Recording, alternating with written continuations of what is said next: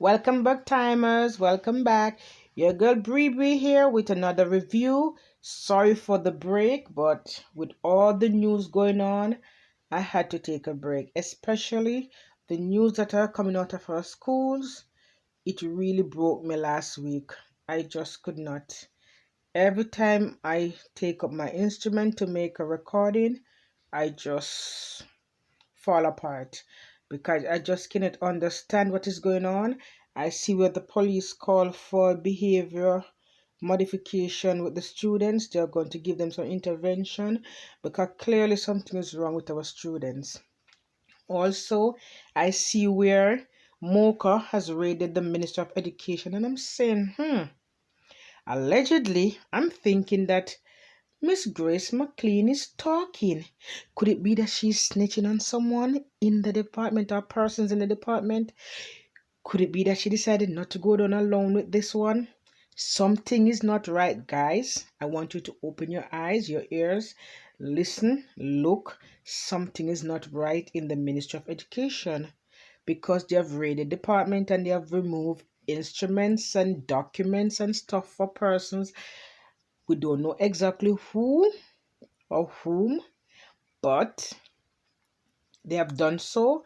So we have to keep our eyes open and our ears ready for, in the future, interesting days ahead in that department, in that area. But I want to take you guys' attention to what is happening with our students and this gathering. Well, I said it in my last video. Where did they get it from? I'm sure it's the songs that they song about God up, and all that thing. They sure didn't get it from the Minister of Education. They didn't get it from the government. I've heard those things in the streets, mostly from the scammers. And I'm looking at it and saying our students are asking or purchasing God rings for up to $200,000. No, I could remember in 2020, 21, coming up in the pandemic, persons could not afford the devices to study. They can't afford books. Students can't pay school fees. Students couldn't graduate because they can. So where are they getting these monies from? I mean, sexy fees are much cheaper than that. It's much cheaper than that. So where are they getting these monies from to pay so much money for gathering and all those things? I'm wondering. But I want you to take a listen to this piece of news and then tell me what you think below, guys. As usual, thanks for liking, sharing, and subscribing to my videos. Thank you for the support. Thank you for the patience. And thank you for being there with me from day one. Thank you always. Here we go. We go to our primetime news special report on guard rings in school. Is it a false sense of security?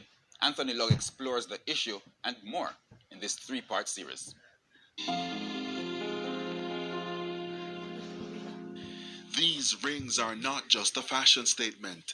For some schoolboys out west, the precious metals mean much more. You see them with at least two guard rings, and they will tell you that their guard rings are fully loaded. When you ask, fully loaded with what? The guzu, quote unquote, obia.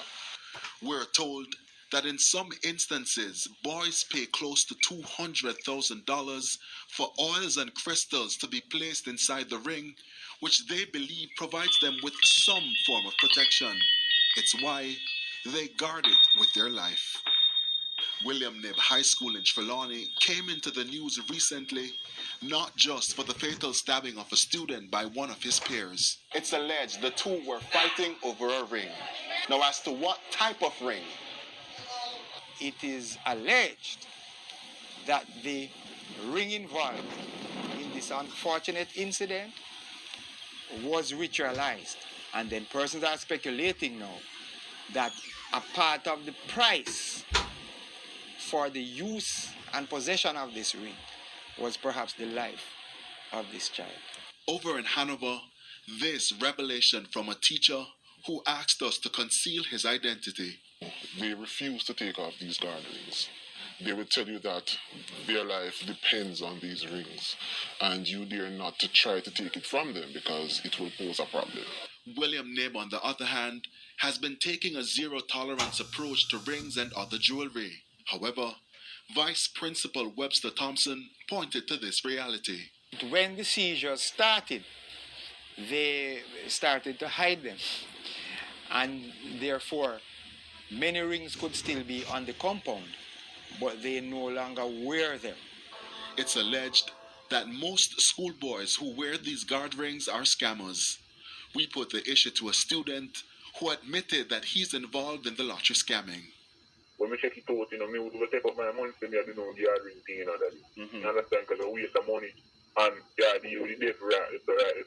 So your phone hand on rest when you can't see Almighty right, so God Almighty said you did do your thing. They don't care. It's all about making the money and protection for them. They will tell you if a dirt, a dirt.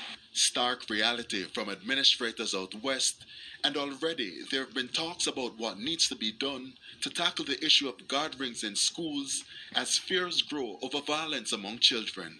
But it appears the phenomenon could be here to stay. Christopher Charles is professor of political and social psychology at the University of the West Indies. It's actually impossible to erase them from the culture. It's embedded in the culture. It's a part of the African retention. Mr. Charles went further. So if you have someone with deeply held ancestral beliefs who is from a family that creates violence producers, then any youngster whose guard ring is stolen, is missing, or someone lost it, they are going to get angry and aggressive because the guard ring, right, in their minds, an important protective gear. In part 2, do guard rings give a false sense of protection? Once me give you a guard ring, it protect you from any form of evil whatsoever. An Obeah weighs in. Anthony Log, TBJ News. No, guys, not to be spooky, but you look at that Obeah man. Oh my God. We need to pray for our nation. We need to pray for our nation. If our people, our students, our children are losing their lives over these simple little thing, I mean, I saw this phenomenon years ago, maybe 6-7 years ago, when persons were using these rings as a means of getting wealth and all of that, and I was against it. And as usual, a lot of persons were saying, leave them, let them get the money, let them get their wealth, let them work, because it's their job. We have to be careful of the things we embrace in society. We embrace these things, it will come back to haunt us. If there's a saying, if we don't pay on the front end, we pay on the back end. In some way, we're gonna pay.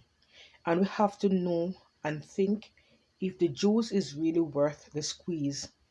I don't think it's worth it. We are losing our people because of simple little thing, ill-gotten gain. This is not ours. And I'm not here to knock out and knocking on any scammers or anything, but I want you guys to look at what you're doing and see if it's worth it. If you think it's worth it, go for it. If it's not worth it, quit it. We are harming our society, our future. We can't afford to do that. Let's think about what we're doing, guys. You see what happened in our school? It starts from the adults and it comes down to the generation. And it's going to get further. It might soon reach a primary stage. People might soon see these things are more lucrative than even getting an education. We have to be careful of what we are putting out into society, because what we sow is what we're going to reap, and we are seeing it now. We are reaping it from the back end. Thank you, guys. I want you to continue to like, share, and subscribe, and comment below. Thank you.